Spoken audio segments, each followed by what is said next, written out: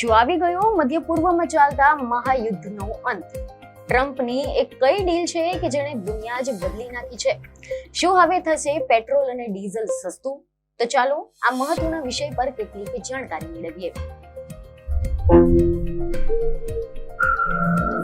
નમસ્કાર દર્શક મિત્રો, ઢીલોક સત્તા શોમાં આપનું સ્વાગત છે. દર્શક મિત્રો, વૈશ્વિક રાજનીતિના ઇતિહાસમાં ક્યારેક એવા પણ વળાંકો આવી જાય છે કે જે સમગ્ર દુનિયાના નકશા અને ભવિષ્યને બદલી નાખે છે. અને આજે આપણે પણ એક આવી જ અભૂતપૂર્વ અને અકલ્પનીય વૈશ્વિક ઘટના વિશે વિગતવાર વાત કરવા જઈ રહ્યા છે કે જેણે સમગ્ર વિશ્વને ચોંકાવી નાખ્યું છે.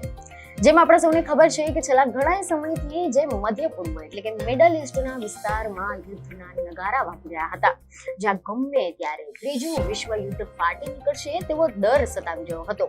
આના કારણે સમગ્ર દુનિયામાં તેલ અને ગેસના ભાવો આસમાને પહોંચી ગયા હતા. તે ગલ્ફની ખાડીમાંથી અત્યાર સુધીના સૌથી મોટા અને સૌથી રાહત આપનારા સમાચાર સામે આવ્યા છે. અમેરિકાના રાષ્ટ્રપતિ ડોનાલ્ડ ટ્રમ્પે એક એવી સનસનાટીભરી જાહેરાત કરી દીધી છે કે જેને સદીની સૌથી મોટી રાજદ્વારી જીત તરીકે જોવામાં આવી રહી છે.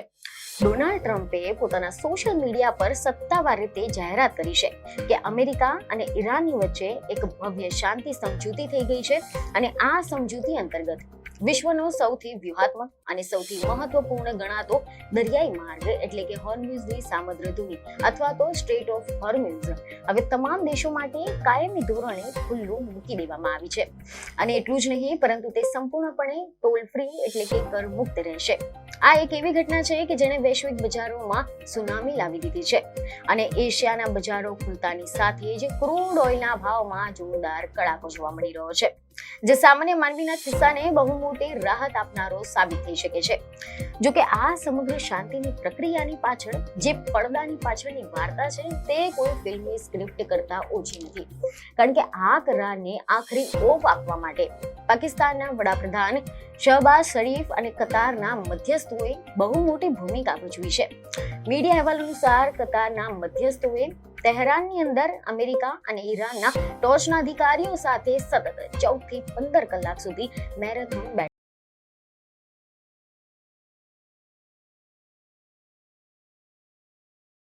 બાદ સમજૂતી પત્રકનો ડ્રાફ્ટ તૈયાર કરવામાં આવ્યો છે. જો કે આ યુદ્ધની શરૂઆત ક્યારે થઈ અને આ સ્થિતિ કેમ સર્જાઈ તે સમજવું પણ બહુ જરૂરી છે. તો આ અંગે મીડિયા અહેવાલોમાંથી મળતી માહિતી અનુસાર 28 ફેબ્રુઆરીના રોજ અમેરિકા અને ઇઝરાયેલે સંયુક્ત રીતે ઈરાન પર ભયાનક સૈન્ય હુમલાઓ શરૂ કર્યા હતા, જેમાં ઈરાનની ધરતી પર તેમના ઘણા બધા ટોચના લશ્કરી અને રાજકીય નેતાઓના મોત નીપજ્યા હતા. આના કારણે આના વળતા પ્રહારમાં ઈરાને પણ ખાડી વિસ્તારોમાં આવેલા અમેરિકન સૈન્ય મથકો અને ઇઝરાયલ પર મિસાઇલોનો વરસાદ કરી દીધો હતો અને દુનિયાને બાનમાં લેવા માટે હોર્મુઝની સામુદ્રધુની પર સંપૂર્ણ નાકાબંધી કરીને તેને બંધ કરી દીધી હતી. હોર્મુઝ સ્ટ્રેટ બંધ થવાના કારણે દુનિયાભરનો ઓઇલ અને ગેસ સપ્લાય ખોરવાઈ ગયો હતો અને ઉર્જા સંકટ ઊભું થઈ ગયું હતું. પરંતુ હવે ડોનાલ્ડ ટ્રમ્પના 80મા જન્મદિવસના શુભ અવસરે આ મોટી જાહેરાત કરવામાં આવી છે અને આગામી 19મી તારીખે એટલે કે શુક્રવારે સ્વિટ્ઝરલેન્ડ ખાતે આ બંને દેશો સત્તાવાર રીતે આ શાંતિ કરાર પર હસ્તાક્ષર કરવા જઈ રહ્યા છે.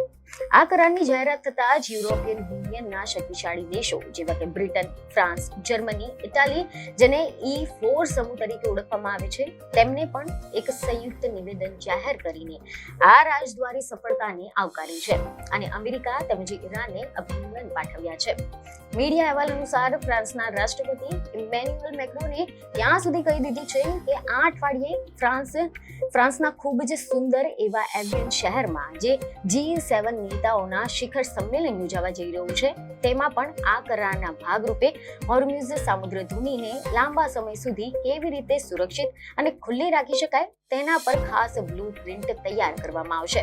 તો બીજી તરફ સમાચાર અનુસાર એવી જાણકારી મળી રહી છે કે પાકિસ્તાનના વડાપ્રધાન શહબાઝ શરીફે સ્પષ્ટ કર્યું છે કે આ સમજૂતી માત્ર કાગળ પરની સમજૂતી નથી, પરંતુ આના કારણે લેબનોન સહિતના તમામ સૈન્ય મોરચાઓ પર જે ચાલી રહેલા યુદ્ધ વિરામ અને સૈન્ય અભિયાનોનો કાયમી અંત આવી જશે, જે મધ્ય પૂર્વમાં શાંતિનો નવો સૂર્યોદય લાવશે.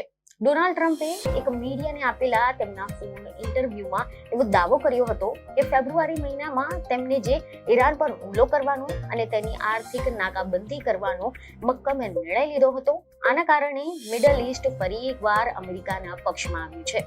ટ્રમ્પે પોતાની આગવી શૈલીમાં ચેતવણી પણ આપી હતી કે જો ઈરાન અંતિમ પરમાણુ કરાર સુધી નહીં પહોંચે તો પછી અમેરિકા ફરીથી તેના પર સૈન્ય હુમલાઓ શરૂ કરી દેશે અથવા તો અમેરિકાને મિડલ ઈસ્ટનો સંરક્ષણ બનાવવામાં આવશે. આના બદલામાં આ ક્ષેત્રને તેની કુલ તેલના આવકનો 5મો હિસ્સો એટલે કે 20% હિસ્સો અમેરિકાને આપવો પડશે. તો બીજી તરફ મીડિયા રિપોર્ટ અનુસાર ઈરાનના ઉપવિદેશ મંત્રી કાઝેમ ગરીબાબાદીએ પણ આ કરારની પુષ્ટિ કરી છે અને ઈરાનની એક અર્ધ સરકારી ન્યૂઝ એજન્સી દ્વારા આ સમજૂતીના 14 મુદ્દાવાળો એક ડ્રાફ્ટ એટલે કે MOU ની વિગતવાર લીક કરવામાં આવી છે, જે અત્યંત ચોંકાવનારી બાબત છે. આ ડ્રાફ્ટ મુજબ સૌથી પહેલી શરત એ છે કે લેબનોન સહિતના તમામ સૈન્ય મોરચાઓ પર તાત્કાલિક અને અસ્થાયી યુદ્ધ વિરામ લાગુ કરવામાં આવશે અને અમેરિકા ભવિષ્યમાં પણ ક્યારેય ઈરાનના આંતરિક મામલાઓમાં કોઈ પણ પ્રકારની દખલગીરી નહીં કરે. કરાર પર હસ્તાક્ષર થયાના આગામી 30 દિવસની અંદર અમેરિકાએ ઈરાનની આસપાસથી પોતાની તમામ દરિયાઈ નાકેબંધી અને સૈન્ય જહાજો હટાવવા પડશે અને ઈરાનની ભૌગોલિક સીમાઓમાંથી અમેરિકન સૈન્યોને સંપૂર્ણપણે પાછા ખેંચી લેવામાં આવશે અને આના બદલામાં ઈરાન આગામી 30 દિવસની અંદર પોતાની દેખરેખ હેઠળ હોર્મુઝ સ્ટ્રેટને વૈશ્વિક વેપાર માટે ફરીથી ખોલી દેશે અને ત્યાં પાથરવામાં આવેલી તમામ દરિયાઈ સુરંગોને હટાવી દેવામાં આવશે, જેથી કરીને આંતરરાષ્ટ્રીય સ્તરે ઓઇલની અવરજવર નિર્વિઘ્ને શરૂ થઈ શકે. આ કરારની સૌથી મોટી અને આર્થિક રીતે મહત્વની બાબત એ પણ છે કે અમેરિકા અને તેના પશ્ચિમી સહયોગી દેશો ઈરાનના યુદ્ધ પછીના પુનઃનિર્માણ માટે ઓછામાં ઓછા $300 અબજ એક મસ્ત મોટું આર્થિક પેકેજ આપશે અને ઈરાનના ઓઇલ તેમજ ઉર્જા ઉત્પાદનો પર લાદવામાં આવેલા જે આ તમામ પ્રકારના આકરા આર્થિક પ્રતિબંધો છે તેને તબક્કાવાર હટાવી લેવામાં આવશે. જો કે આ ડ્રાફ્ટની અંદર ઈરાને પણ એક બહુ મોટી બાહેધરી આપી છે કે તે ભવિષ્યમાં ક્યારેય પણ પરમાણુ હથિયારોનું નિર્માણ નહીં કરે અને પોતાની પરમાણુ ક્ષમતાનો ઉપયોગ માત્ર શાંતિપૂર્ણ કાર્યો માટે જ કરશે અને જેની સામે અમેરિકા વિસ્તારમાં પોતાની સૈન્ય હાજરી નહીં વધારે અને ઈરાન વિરુદ્ધ કોઈ પણ નવા પ્રતિબંધો નહીં લગાવે તેની લેખિત ખાતરી આપશે. જો કે ઈરાનના ન્યૂઝ એજન્સીએ એ પણ સ્પષ્ટ કર્યું છે કે જ્યાં સુધી ઈરાન અમેરિકા અને અન્ય દેશોમાં ફ્રીઝ થયેલી કે પછી જપ્ત કરેલી થયેલી જે સંપત્તિ છે તેમાં ઓછામાં ઓછા 50% હિસ્સો મુક્ત નહીં કરવામાં આવે ત્યાં સુધી અંતિમ વાટાઘાટો સત્તાવાર રીતે શરૂ કરવામાં નહીં આવે અને આ સમગ્ર કરારને આંતરરાષ્ટ્રીય કાયદાકીય પીઠબળ પૂરું પાડવા માટે આગામી સમયમાં સંયુક્ત રાષ્ટ્ર સુરક્ષા પરિષદ એટલે કે UNSC ની અંદર એક વિશેષ પ્રસ્તાવ લાવીને તેની કાનૂની મંજૂરી આપવામાં આવશે. આની સાથે જ એવા સમાચાર છે કે ટ્રમ્પે જણાવ્યું છે કે ભૂતકાળના ઘણા બધા રાષ્ટ્રપતિઓ ઈરાન સાથે શાંતિ સ્થાપવામાં સંપૂર્ણપણે નિષ્ફળ રહ્યા હતા, પરંતુ તેઓ સાચી શાંતિ લાવવામાં સફળ રહ્યા છે અને આ ઐતિહાસિક કરાર માત્ર બે દેશો વચ્ચેની સંધિ નથી, પરંતુ તે વૈશ્વિક અર્થતંત્રની મંદી અને યુદ્ધના ખતરામાંથી બહાર કાઢનારી એક સંજીવની જડીબુટી સાબિત થવા જઈ રહી છે અને આના પર શુક્રવારે આખી દુનિયાની નજર મંડરાયેલી રહેશે. તો દર્શક મિત્રો, આશા છે કે આ માહિતી તમને મહત્વની લાગી હશે, જેથી અમારા વિડીયોને લાઈક અને શેર જરૂરથી કરજો. બીજી એક ખબર સાથે ફરી મળીશું. ધન્યવાદ.